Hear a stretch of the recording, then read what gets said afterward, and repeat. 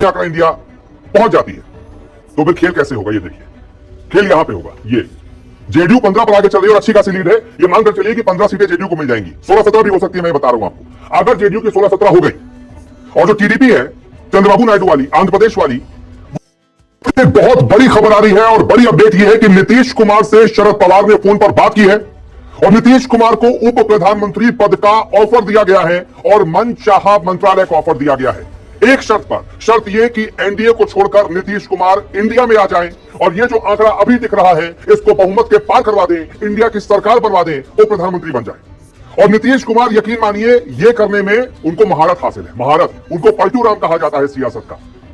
जब देखा मौका कि इधर फायदा है, पलट गए उनके साथ सरकार। फिर देखा दिक्कत पैदा कर रहे हैं, उसके साथ फायदा है, उधर सरकार।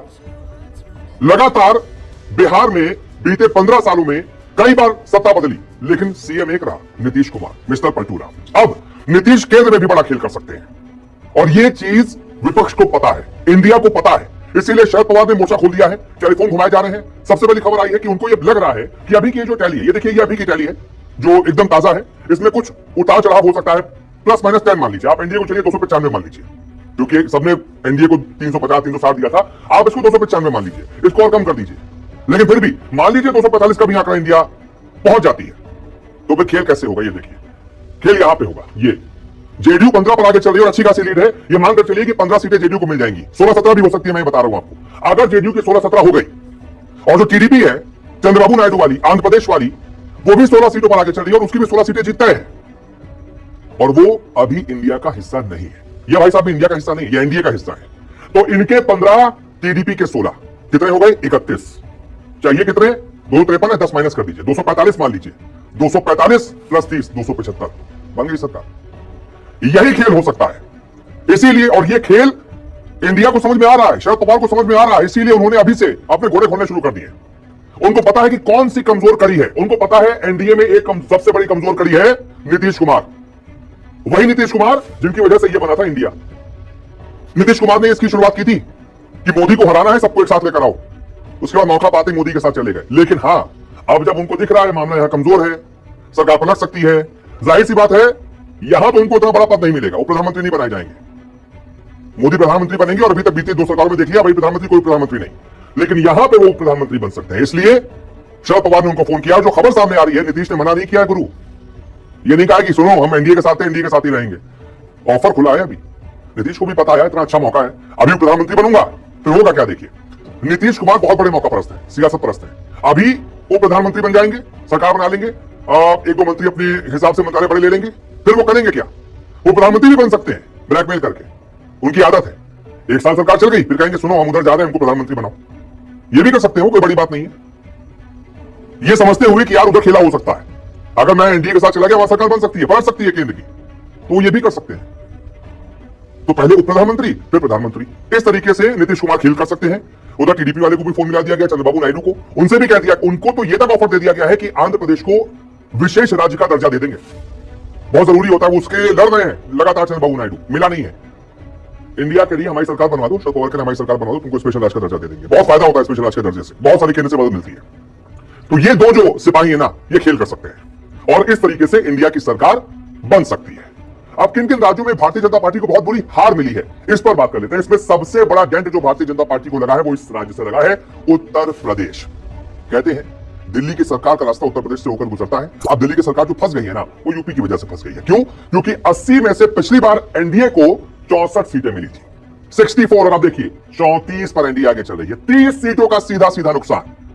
सोचिए, यही 30 सीटों का सीधा सीधा नुकसान, उसमें भारतीय जनता पार्टी को लगभग 29 का नुकसान है और उनका एक सहयोगी है। यानी कि सीधा सीधा भारतीय जनता पार्टी जो कि लगभग 240 के आसपास सीटें जीत रही है, वो अपने बलबूते 270 जीत जाती है अगर यहां प्रदर्शन अच्छा हो जाता। लेकिन एनडीए को यहां सीधा सीधा 30 सीटों का नुकसान हुआ है।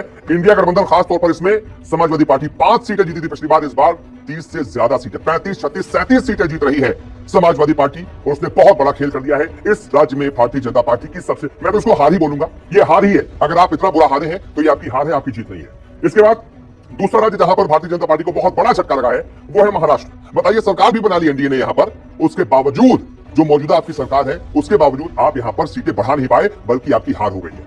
बीजेपी पिछली बार 23 सीटें जीती थी, इस बार घटकर 12, 48 सीटें हैं। 48 सीटों में से इनको उम्मीद थी कि ये 30 सीटें जीतेंगे कम से कम।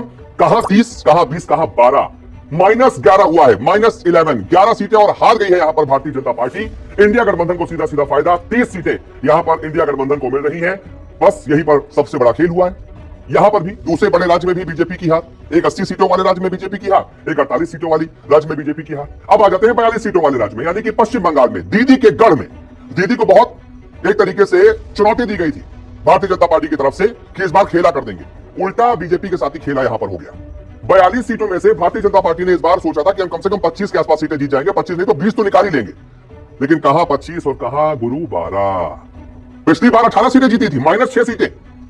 पिछली बार 18 जीती थी, उम्मीद थी कि हम 25 बढ़ाएंगे, थोड़ा और आगे जाएंगे, 20 या कम से कम 22 तो जीत ही लेंगे। लेकिन लक्ष्य यहां था, पहुंचे यहां तक। 12 सीटें जीती दिख रही है, -6, और दीदी ने खेल कर दिया। पिछली बार दीदी ने ऑल इंडिया तृणमूल कांग्रेस यानी कि ममता बनर्जी ने 22 सीटें जीती थी, इस बार 29 सीटें यानी कि +7 इधर, -6 इधर। ये देख रहे हैं, यहीं पर खेला हुआ है। इस राज्य में बीजेपी की हार है, इसी वजह से बीजेपी में मचा हाहाकार है। एक और राज्य हरियाणा, बहुत बुरा प्रदर्शन। पिछली बार 10 की 10 सीट भारतीय जनता पार्टी जीती थी, 10 की 10 सीट। इस बार सीधा हाफ, आधा, सिर्फ 5 सीटें जीत रही है भारतीय जनता पार्टी। 5 सीटों की हार सीधा सीधा, और कांग्रेस को सीधा सीधा 5 सीटों की जीत। पिछली बार 0 थे, इस बार 5। तो ये वो कुछ राज्य, हालांकि ऐसे ही हर राज्य में इनको कुछ ना कुछ नुकसान हुआ है, सिवाय मध्य प्रदेश के। 29 की 29 सीटें भारतीय जनता पार्टी वहां पर जीत रही है। लेकिन सोचिए, मध्य प्रदेश और उसके ठीक बगल में उत्तर प्रदेश, क्या हालत हो गई। मध्य प्रदेश में आपका विन रेशियो 100% है, उत्तर प्रदेश में आप माइनस में चले गए, और इसी वजह से आप सरकार फंस गई। अब सरकार क्यों फंस गई है, ये मैं आपको समझाता हूं, जरा वापस से उस पर आते हैं। ये देख रहे हैं आप 240 के आसपास, चलिए 245 मान लेते हैं इसको। अगर इंडिया गठबंधन को सरकार बनानी है, इन्होंने अभी से बातचीत शुरू कर दी है। पलटू राम यानी कि नीतीश कुमार, सियासत में पलटू राम उनको बोला जाता है। इंडिया गठबंधन उन्होंने ही बनवाया था, और इंडिया को संयोजित करने का, सबको साथ लाने का वो सब नीतीश कुमार ने किया था। लेकिन इनको लगा कि यार इंडिया में मजा है नहीं, दमदार है नहीं, सरकार बन नहीं पाएगी, तो वो एनडीए के साथ चले गए। लेकिन अब जब पता चल गया कि एनडीए यार दिक्कत में है, तो वो इनके साथ जा सकते हैं, क्योंकि वहां पर उनको फोन किया गया है, कहा गया है आप उप प्रधानमंत्री बन जाइए। ये फोन किया गया नीतीश कुमार को, और खबर आ रही है नीतीश कुमार ने अभी तक डिनाई नहीं किया है, मना नहीं किया साफ। तो अगर नीतीश कुमार जो कि 15 सीटें लगभग जीते दिख रहे हैं, वो एनडीए से हटकर इधर चले जाते हैं, तो इनका लगभग ये मानकर चलिए 260 के आसपास हो गया, या चलिए -5 आप और कर दीजिए, 255 के आसपास हो गया। उधर टीडीपी से भी बात चल रही है, कह रहे हैं आंध्र प्रदेश को स्पेशल दर्जा दे देंगे। ये इंडिया की तरफ से एक तरीके से अप्रोच किया गया है। शरद पवार ने बात की है चंद्रबाबू नायडू से, टीडीपी वाले, उनकी 16 सीटें आ रही है। तो 16 और 15 यानी कि तरीके से सीधा 31 सीटों का जुगाड़ इंडिया ने कर लिया है। इसी वजह से मैं कह रहा हूं, फंस गई है एनडीए सरकार। इन राज्यों में मिली है हार, फंस गई है एनडीए सरकार। बन सकती है इंडिया की सरकार, अब कैसे बन सकती है वो मैंने आपको बता दिया है। ये खेल तो खैर होते रहेंगे, देखते हैं आगे क्या होता है। लेकिन इन्हीं राज्यों की वजह से बीजेपी की ये हालत हुई है।